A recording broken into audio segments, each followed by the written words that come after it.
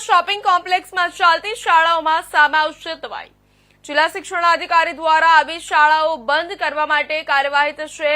ઇન્સ્પેક્શનના ખોટા report submit કરનાર કર્મચારીઓ સામે પણ પગલાં લેવાશે। નિયમ મુજબ મેદાન અને જરૂરી સુવિધા ન ધરાવતી શાળાઓ ચલાવી ન શકાય। આમ છતાં મહેસાણા જિલ્લામાં આવી 24 કરતાં વધુ શાળાઓ કાર્યરત હોવાની વિગત સામે આવી છે।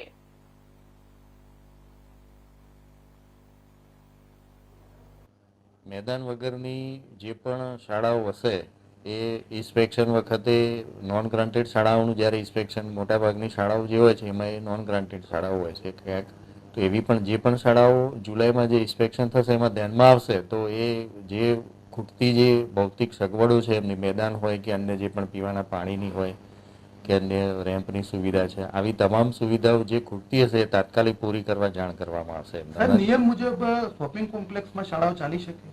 શોપિંગ કોમ્પ્લેક્સમાં શાળાઓ ના ચાલી શકે, પરંતુ જે સરકારના નિયમો પ્રમાણે જે એમની મેદાનની રિક્વાયરમેન્ટ છે ત્યાં બિલ્ડિંગ નડીને એ તમામ રિક્વાયરમેન્ટ પૂરી હોય તો જે પોતે સરકારના નિયમો પ્રમાણેની તમામ ભૌતિક સગવડો ધરાવતા હોય તો જે શાળાઓ ચાલી શોપિંગ કોમ્પ્લેક્સમાં આવી શાળાની પરવાનગી કેવી રીતે આપવામાં આવી છે?